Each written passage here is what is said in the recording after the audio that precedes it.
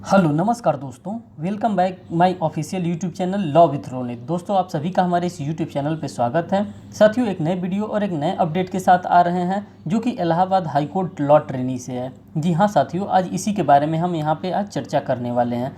आज हम आप लोगों के लिए हिंदी निबंध ले करके आए हैं जो कि दहेज प्रथा समस्या और समाधान से रिलेटेड है। जी हाँ साथियों, इसी टाइप के इससे आपके स्क्रीनिंग टेस्ट में पूछे जाएंगे, इसीलिए इन्हीं सभी टॉपिक्स को मैं आपके लिए एक एक करके लेकर के आ रहा हूँ। क्योंकि आप सभी लोगों को पता है कि आप लोगों का स्क्रीनिंग टेस्ट 18 तारीख को कंडक्ट होने वाला है और उसी को ध्यान में रखते हुए मैं ये सारे टॉपिक्स आपके लिए करा रहा हूँ। आज 12 तारीख है और आप लोगों के पास अभी 6 दिन है। 6 दिन में आप चाहेंगे तो पूरा का पूरा इससे टॉपिक जो मैंने आपके सामने रखा है वो पूरा का पूरा आप लोग एसए के टॉपिक को आप कवर कर लेंगे और उसी में से आएगा। देखिएगा, जब आप मिलाइएगा तो उसी में से आपको दिखेगा कि हाँ, ये जो मैंने टॉपिक बताया है वही टॉपिक आपको दिखेगा। देखिए, यहाँ पे जो क्वेश्चन कर रहा है, दहेज प्रथा समस्या और समाधान। जब हम बात करते हैं, जब हम कोई भी एस्से लिखते हैं तो हम उसको कैसे लिखते हैं, पहले तो हमको दहेज प्रथा के बारे में बताना होता है कि दहेज प्रथा होता क्या है, ये कब से चला आ रहा है, इसके चपेट में कितने लोग आ चुके हैं। दहेज प्रथा क्या, इसका समस्या क्या उत्पन्न हो रहा है और इस दहेज प्रथा का समाधान क्या है। क्या पार्लियामेंट के द्वारा कुछ समाधान इसका निकाला गया है? क्या सुप्रीम कोर्ट ऑफ इंडिया के द्वारा कोई केस लॉ के माध्यम से इसका समाधान निकालने का प्रयास किया गया है? इन तमाम चीज़ों को हम क्या करेंगे, यहाँ पर देखते हुए चलेंगे। और ये भी साथ में देखेंगे, आप लॉ के स्टूडेंट हैं, कि क्या आईपीसी में, सीआरपीसी में इसका कहीं भी प्रोविज़न आपको दिखने के लिए मिल रहा है, तो वो प्रोविज़न्स को भी आप क्या करेंगे, एक एक करके इनकॉर्पोरेटेड करते हुए चलेंगे। देखिए साथियों, जब कभी भी आप लिखेंगे तो संदर्भ के साथ लिखेंगे। जब कभी भी इससे लिखेंगे आप, हिंदी हो चाहे इंग्लिश हो, इंग्लिश में आप इंट्रोडक्शन लिखेंगे और हिंदी में संदर्भ के साथ लिखेंगे। कह रहा है, प्राचीन काल से ही भारतीय समाज में कई प्रकार की प्रथाएं विद्यमान रही हैं। ये सारी बात आप लोगों को पता है कि प्राचीन काल में जब आप जाएंगे तो तमाम प्रकार की प्रथाओं से हमारा देश चल रहा है, विद्यमान थी। जैसे कि सती प्रथा था, दहेज प्रथा आदि, जिनमें से अधिकांश परंपराओं का सूत्रपात किसी अच्छे उद्देश्य से किया गया था। किस लिए किया गया था, तो ये जो उद्देश्य था इसका क्या अच्छा उद्देश्य, ये मीन्स कि गुड फेथ में किया गया था। लेकिन ये बाद में बाय द टाइमिंग क्या हो गया साथियों, बाय द टाइमिंग ये क्या हो गया, ये एक कुप्रथा का रूप धारण करने लगा। जैसे हम सती प्रथा की बात करते हैं तो साथियों, आप सभी को पता है कि राजा राम मोहन रॉय के द्वारा इस सती प्रथा को भी समाप्त किया गया। क्योंकि उस समय जो था, उस समय ट्रेंड में था कि सती प्रथा, सती प्रथा तो उस समय चल रहा था। लेकिन समाज को लगा कि नहीं, ये गलत धारणा है, इस प्रकार से नहीं होनी चाहिए। तो इसके लिए इनिशिएटिव लिया गया राजा राम मोहन रॉय के द्वारा और क्या किया गया, सती प्रथा को समाप्त किया गया। इसी तरह हमारे पास साथियों दहेज प्रथा है। दहेज प्रथा को भी बहुत कानून बना करके पार्लियामेंट ऑफ इंडिया के द्वारा भी समाप्त करने का कोशिश किया गया, लेकिन ये हमारे समाज से अभी समाप्त होने का नाम नहीं ले रहा है। कौन, दहेज प्रथा। कह रहा है किसी अच्छे उद्देश्य के लिए किया गया, लेकिन धीरे धीरे यह प्रथा कुप्रथा बन गई। ये जो भी प्रथा बनाई गई थी किसी न किसी अच्छे काम के लिए बनाया गया था पास्ट में, लेकिन ये क्या होने लगा, ये धीरे धीरे जैसे जैसे टाइम बीतता गया, जैसे जैसे टाइम बीतता गया वैसे वैसे ये कुप्रथा के रूप में हमारे समाज में बन करके उभरता गया। कह रहा है दहेज प्रथा हमारे समाज में एक ही कुरीति बनकर उभरी है। और कौन सी ये कुरीति बन करके उभरी है, कह रहा है दहेज प्रथा जिसने न जाने कितने परिवारों को चपेट में ले लिया। अगर हम बात करते हैं दहेज प्रथा की तो ये ना जाने कितने परिवारों को अपने चपेट में ले लिया। अभी हम आगे एक एक चीज़ आपको दिखाते हुए चलेंगे कि किस प्रकार से दहेज प्रथा क्या कर रहा है, परिवारों को बर्बाद करता हुआ चल रहा है, किस तरह से लड़कियों की ज़िंदगी को बर्बाद करता हुआ ये चल रहा है। इस प्रथा के अंतर्गत युवती का पिता उसे ससुराल विदा करते समय तोहफे और कुछ धन देता है। क्या देता है साथियों, एक तो तोहफा देता है और कुछ धन भी देता है। कैश में देगा, काइंड में देगा, व्हाटएवर जो भी मीन्स होगा उन सभी मीन्स में अपनी इच्छा से देता है। परंतु क्या किया जाता है, जब दहेज की डिमांड होती है तो वहाँ पे क्या किया जाता है, पिता की इच्छा न होते हुए भी पिता के ऊपर, लड़की के पिता के ऊपर एक बोझ के तौर पे उससे मांगा जाता है कि नहीं, आपको ये क्या करना है, आपको ये हमको प्रोवाइड करना ही करना है। ये हमारे समाज का ज्वलनशील मुद्दा है, इसीलिए मैं आपके लिए ये टॉपिक ले करके आ रहा हूँ। कह रहा अब यही धन वैवाहिक संबंध तय करने का माध्यम बन गया है। कौन सा धन, जो धन जो पहले पिता अपनी पुत्री को क्या देता था, उपहार के रूप में देता था, लेकिन अब वो उपहार के रूप में ना होकर अब क्या हो गया, अब वो दहेज का रूप ग्रहण कर लिया है। अब यहाँ तक कि ब्रांड बता दिया जाता है कि हमको ये सामान इसी ब्रांड का चाहिए। अगर वो ब्रांड का नहीं मिलता है दूल्हे को या दूल्हे की माता को या पिता को, तो वहाँ पे क्या करते हैं लोग, वहाँ पे वो लोग विद्रोह करते हैं, लोग दहेज की बार बार डिमांड करते हैं। लोग क्या कर रहे हैं, वही वैवाहिक संबंध तय करने का माध्यम बन गया है।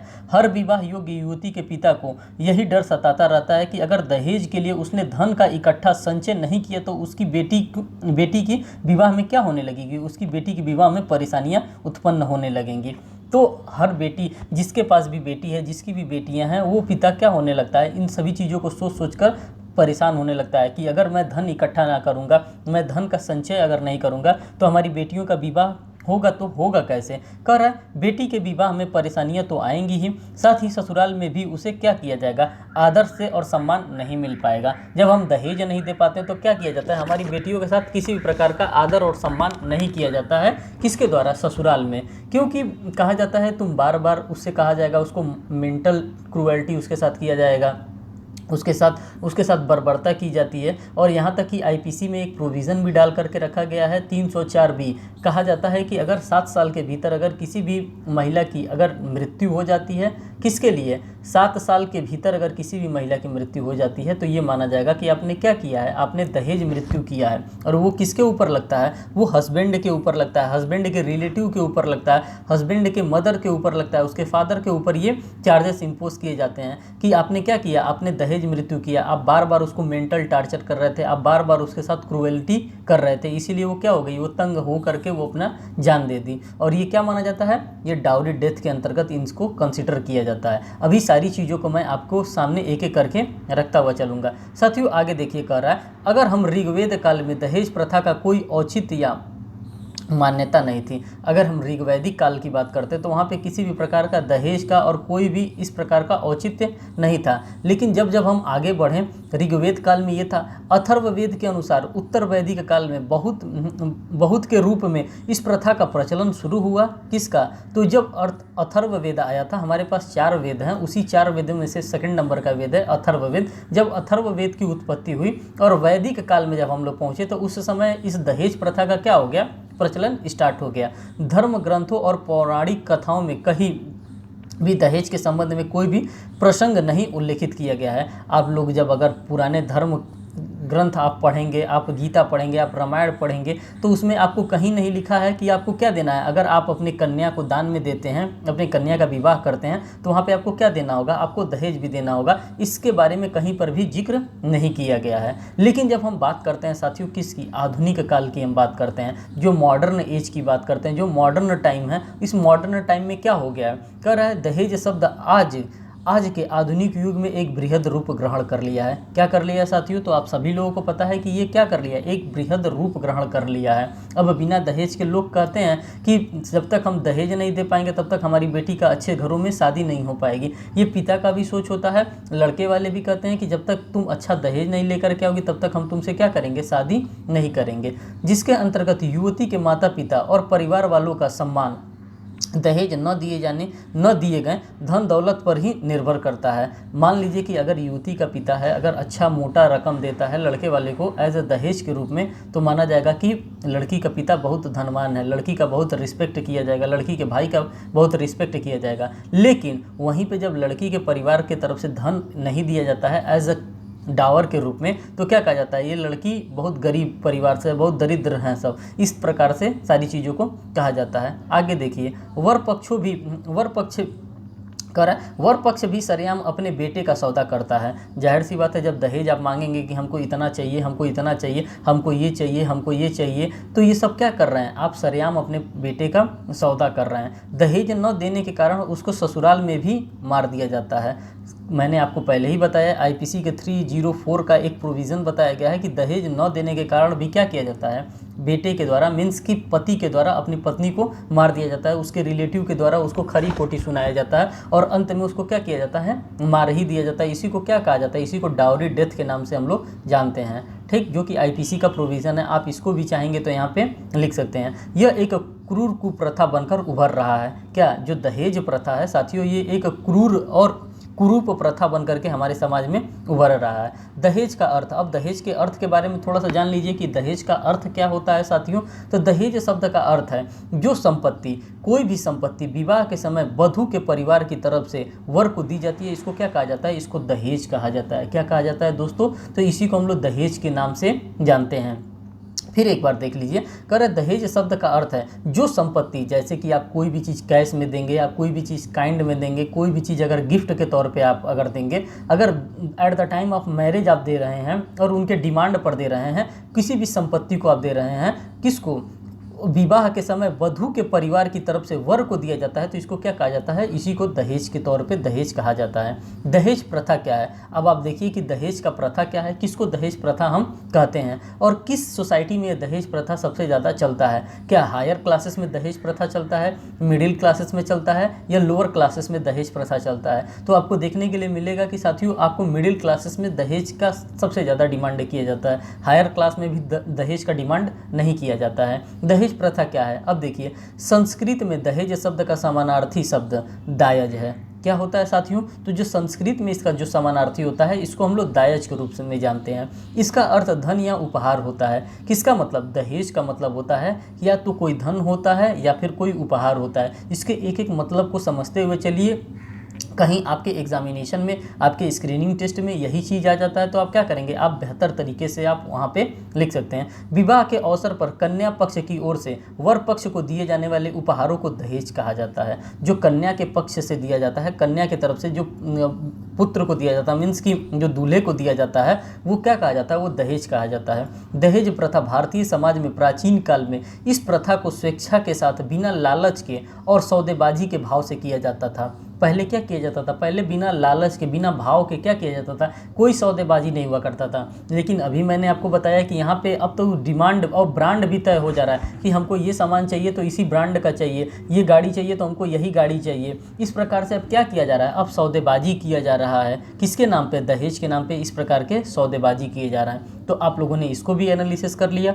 अब आगे देखिए, दहेज प्रथा के कारण अब क्या क्या, कौन कौन से कारण रहेंगे, इसी प्रकार से आप क्या करेंगे, हेडिंग भी देते रहेंगे और आप अपने एस्से को फ्रेम करते भी रहेंगे, जिससे कि जो भी एग्जामिनर आपका कॉपी चेक करेगा उसको ये सारी बातों को देख करके समझ में आ जाएगा अच्छे से। कह रहा है दहेज प्रथा के क्या क्या कारण है।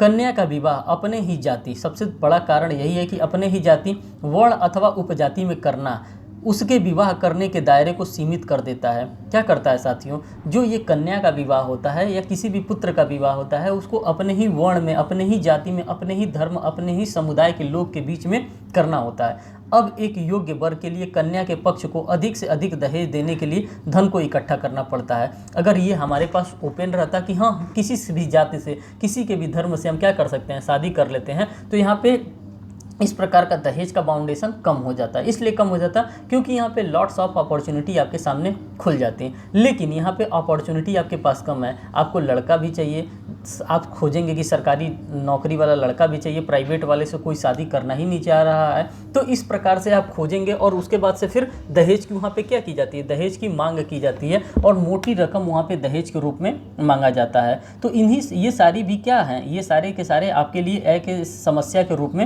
उभर रहे हैं। इसके अलावा देखिए साथियों करम, इसके अलावा बाल विवाह भी दहेज प्रथा का एक कारण है। पहले बाल विवाह करा दिया जाता था कि दहेज से थोड़ा सा क्या कर सके, आदमी बच सके, ये भी एक कारण हुआ करता था। क्योंकि माता पिता वर वधू का चुनाव स्वयं करते हैं और माता पिता जो होते हैं चाहते हैं कि हम अपने बेटी का क्या करें, हम अपने बेटी का क्या करें, अपने बेटी के लिए दामाद स्वयं ढूंढें, और लड़का वाला भी यही सोचता है कि हम अपने बेटे के लिए वधू स्वयं ढूंढें। अगर आपस में ये लोग ढूंढ कर शादी कर लें तो दहेज प्रथा क्या होगा, धीरे धीरे थोड़ा सा समाप्त हो सकता है, जिसमें वर पक्ष के द्वारा लाभ कमाने के लिए दहेज की मांग करके मनमानी रकम निर्धारित करते हैं। अब किसके द्वारा किया जा सकता है साथियों, तो दहेज की मांग किसके द्वारा किया जाता है, तो वर पक्ष के द्वारा क्या किया जाता है, दहेज की मांग किया जाता है। आगे देखिए, कह रहा है शिक्षा और सामाजिक प्रतिष्ठा भी दहेज प्रथा का एक कारण है। जाहिर सी बात है कि हमारा लड़का बहुत ज़्यादा एजुकेटेड है, हमको क्या चाहिए, हमको बहुत ज़्यादा हमको दहेज के रूप में धन चाहिए, और दहेज आदमी बताता है कि हमको इतना लाख रुपया दहेज में मिला है, हमको ये गाड़ी मिला है, हमको ये बंगला मिला है, हमको व्हाटएवर जो भी दहेज में मिला होगा, आदमी क्या करता है उसमें प्रतिष्ठा दिखाता है कि हमको इतना, हमारे बेटे को क्या मिल रहा है, दहेज मिल रहा है। अगर कन्या पक्ष दहेज ज़्यादा से ज़्यादा देता है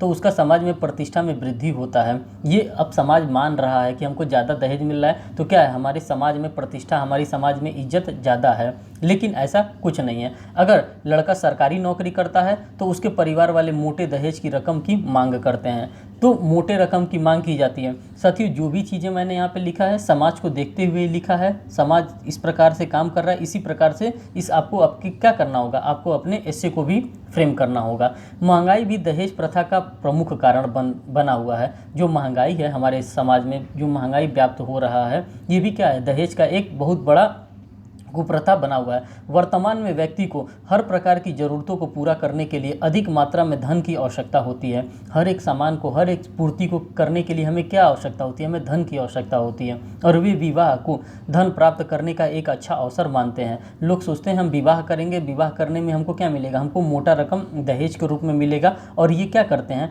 ये इस प्रकार के लोग और काम करना चाहते हैं और कन्या पक्ष से अधिक धन की मांग करके आवश्यकताओं की पूर्ति करने में से सफल हो जाते हैं। क्या करते हैं, बार बार दहेज की मांग करते हैं, और दहेज की मांग करके क्या करता है, जो वर पक्ष होता है वो अपने मोटिव में क्या होता है, अपने जो वो मांगना चाहता है, जो धन मांगना चाहता है, उस धन मांगने में वो क्या हो जाता है, सफल हो जाता है। दहेज के कारण मृत्यु, अब कौन कौन से कारण हैं जिसमें दहेज के कारण मृत्यु हो जाती है। अब कुछ प्रोविजंस को देख लीजिए जो कि आपके लिए इंपॉर्टेंट है। दहेज के कारण मृत्यु के प्रोविजंस को देखिए क्या कह रहा है, आगे देखिए साथियों, आगे क्या कह रहा है दहेज के कारण मृत्यु। अब कैसे दहेज के कारण मृत्यु होता है, अब इसके बारे में भी देखिए। कह रहा है दहेज संबंधी अपराधों के कारण अगर किसी की मृत्यु हो जाता है तो भारतीय दंड संहिता के अधीन क्या क्या प्रावधान दिए गए हैं, ये भी आपके लिए क्या होगा, ये भी आपके लिए रेलिवेंट होगा। कह रहा है भारतीय दंड संहिता की धारा 304B, इस धारा में अगर महिला की मृत्यु 7 वर्ष की अवधि के अंदर हो जाती है तो यह धारा लागू होगी। कौन सी धारा लागू होगी, धारा 304B किसके ऊपर लागू होगी, पति के ऊपर लागू होगा, पति के रिश्तेदारों के ऊपर लागू होगा कि आपने क्या किया है, आपने मेंटल क्रूएलिटी किया है। किसके ऊपर, जो लड़की है जो आपके घर में बहू बन के आई है, आप उसके ऊपर मेंटल क्रूएलिटी कर रहे थे, इसीलिए वो क्या कर लिए, वो अपनी आत्महत्या कर ली है, उसको आप लोगों ने क्या किया है, मार डाला है। तो ये क्या होता है, यही दहेज मृत्यु का एक कारण माना जाता है। आगे देखिए दहेज निषेध अधिनियम। अब पार्लियामेंट के द्वारा क्या क्या किया गया साथियों, जो दहेज है सिर्फ और सिर्फ हम तो इस पर वर्क कर नहीं सकते हैं, इसके लिए पार्लियामेंट के द्वारा भी क्या किया गया है, तमाम वर्क किया गया है। कह रहा दहेज निषेध अधिनियम 1961 पारित किया गया। दहेज लेने के जुर्म में 5 साल की कैद और 15,000 रुपये जुर्माना भी लगाया गया, लेकिन फिर भी ये काम नहीं आया। दहेज तो लिया ही जा रहा है, अभी भी लिया जा रहा है, दिया जा रहा है, कानून बना है लेकिन कानून का पालन नहीं किया जा रहा है। साथ ही साथ करा है भारतीय दंड संहिता की धारा 498A, पति और उसके रिश्तेदार द्वारा संपत्ति अथवा कीमती वस्तुओं के लिए अवैधानिक मांग के लिए 3 साल की कैद के बारे में यहाँ पे बताया गया है। किसके अंतर्गत, तो जब हम 498A को पढ़ते हैं तो 498A के अंतर्गत ये बातें बताई गई हैं कि अगर पति के द्वारा या पति के रिश्तेदारों के द्वारा इस प्रकार के असंवैधानिक मांग किया जाता है तो उनको क्या किया जाएगा, उनको 3 साल का यहाँ पे पनिशमेंट प्रोवाइड किया जाएगा। आगे देखिए साथियों, कर धारा 406 को देखिए, सभी धाराओं को मैंने यहाँ पे रखने का भरपूर प्रयास किया है। कर धारा 406, इसमें 3 साल का कैद है। धारा 406 के अंतर्गत इसमें 3 साल का कैद है। कर भारतीय दंड संहिता की धारा 304B, कम से कम 7 वर्ष से लेकर के आजीवन कारावास तक की सजा हो सकती है। सभी चीज़ों के बारे में मैंने आपको बता दिया और लास्ट में आप क्या लिखेंगे, आप कंक्लूजन, निष्कर्षण लिखेंगे। कह रहा है दहेज प्रथा एक कुप्रथा है, इसको रोकने के लिए कड़े से कड़े कदम उठाने चाहिए। सिर्फ हम ही को नहीं, सिर्फ पार्लियामेंट को नहीं, सिर्फ सुप्रीम कोर्ट ऑफ इंडिया को ही नहीं, आपको बेसिक मीन्स की लोकल लेवल पे भी आपको क्या करना चाहिए, इसको रोकने का आपको भरपूर प्रयास करना चाहिए। तो ये था साथियों आपका दहेज प्रथा से रिलेटेड एक एस्से मैं लेकर के आया था जो कि मुझे आपको बताना था, और मैंने भरपूर तरीके से इसको, अच्छे तरीके से आपको एक एक पॉइंट को इसको बताने का मैंने भरपूर प्रयास किया। साथियों आप इसी तरह से आप एस्से को क्या करिए, बस 2 से 3 बार सुन लीजिए, आप आसानी से आप अपने एस्से को वहाँ पे लिख सकते हैं। आपको पता हो गया कि हाँ क्या क्या आपको लिखना है। कोई केस लॉ अगर समझ में आता है तो कोई केस लॉ भी आप डाल दीजिए। जितने प्रोविजंस हो सकते थे सभी प्रोविजंस के बारे में मैंने आपको एक एक करके सभी चीज़ों को बताने का भरपूर प्रयास किया। साथियों ये था हमारा आज का सेशन। साथियों आपसे एक रिक्वेस्ट है कि अगर आप हमारे चैनल पर नए हैं तो चैनल को जरूर सब्सक्राइब करिएगा, वीडियो को लाइक करिएगा और बेल बटन दबाना तो बिल्कुल भी ना भूलिएगा। साथियों आपसे एक और रिक्वेस्ट है, अगर आपको सेशन पसंद आ रहा है तो आप हमें कमेंट करके बताएंगे जरूर कि आपको कैसा ये सेशन लग रहा है, और आप लोग अपने फ्रेंड सर्कल में इसको शेयर करें कि ज़्यादा से ज़्यादा लोग क्या करें, जो भी मेंस एग्जामिनेशन का, जो भी मेन एग्जामिनेशन का प्रिपरेशन कर रहा है उसके लिए इससे हेल्पफुल होगा। और ये इससे आपका जो भी है किसी न किसी एग्जामिनेशन में पूछा गया है, तभी इन एस्से को मैंने यहाँ पे आपके सामने लेकर के आया हूँ और रखने का भरपूर प्रयास किया हूँ। साथियों तब फिर मिलते हैं नेक्स्ट वीडियो में एक नए अपडेट के साथ, तब तक के लिए धन्यवाद।